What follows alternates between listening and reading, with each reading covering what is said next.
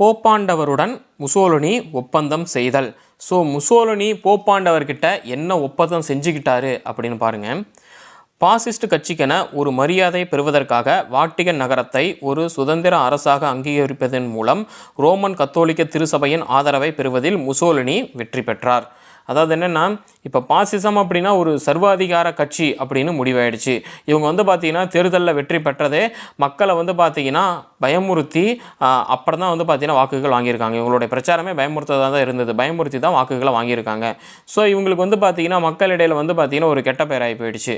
இவங்க வந்து பார்த்திங்கன்னா ஒரு நம்மளை பயமுறுத்தி தானே இவங்க வாக்குகள் வாங்கினாங்க அப்படின்னு சொல்லிட்டு ஒரு கெட்ட பேர் ஆகி போயிடுச்சு. அதனால் என்ன பண்ணுறாங்க, பாசிஸ்ட் கட்சிக்கான ஒரு மரியாதை வேணும் அப்படிங்கிறதுக்காக முசோலினி என்ன பண்ணியிருக்காரு அப்படின்னா வாட்டிகன் நகரத்தை ஒரு சுதந்திர அரசாக வந்து பார்த்தீங்கன்னா அங்கீகரிக்கிறார்.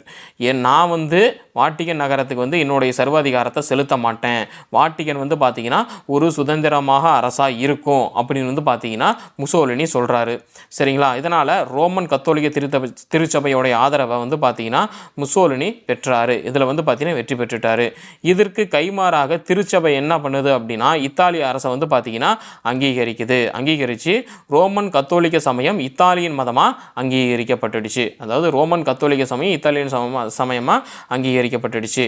மேலும் என்ன பண்ணுறாங்க, ஸோ இத்தாலியுடைய மதமாக வந்து பார்த்திங்கன்னா இந்த ரோமன் கத்தோலிக்க சமயம் வந்து அங்கீகரிக்கப்பட்டுடுது. அப்படிங்கிறதுனால இவங்க என்ன பண்ணுறாங்க அப்படின்னா பள்ளிகளில் மத போதனைகள் செய்வதற்கு ஆணையிடப்பட்டது. சரிங்களா? ஸோ நீங்கள் ஸ்கூலுக்கு போகலாம், நீங்கள் உங்கள் மத போதனைகளை வந்து ஸ்கூலில் செய்யலாம் அப்படின்னு சொல்லிட்டாங்க.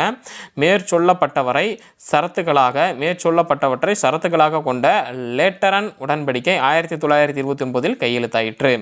ஸோ இப்போ நான் சொன்னேன் இல்லைங்களா, இவர் வந்து முசோலினி வந்து பாசிஸ்ட் கட்சிக்கு அப்படின்னு ஒரு மரியாதை வேணும் அப்படின்னு சொல்லிட்டு வேட்டிகன் சிட்டியை வந்து பார்த்தீங்கன்னா ஒரு சுதந்திர அரசை அங்கீகரிச்சிட்டார். சுதந்திர அரசன் என்ன, என்னுடைய சர்வாதிகாரத்தை நான் அங்கே செலுத்த மாட்டேன், ஸோ அவங்க வந்து பார்த்தீங்கன்னா நீங்கள் ஃப்ரீயாக நீங்கள் என்ன வேணாலும் பண்ணிக்கலாம் அப்படின்னு வந்து பார்த்தீங்கன்னா சுதந்திரமாக அறிவிச்சிட்டார். இது வந்து பார்த்தீங்கன்னா ஒரு நல்ல பேர்.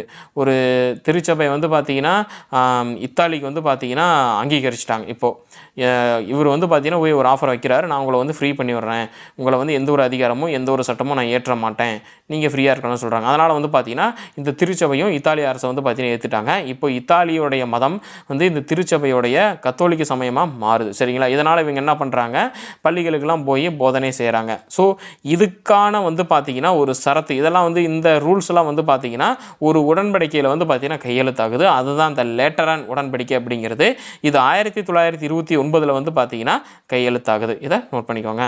இதுதான் போப்பாண்டவருடன் முசோலினி ஒப்பந்தம் செஞ்சுக்கிறது. என்ன ஒப்பந்தம் அப்படின்னா லேட்டரன் ஒப்பந்தம் அப்படிங்கிறது.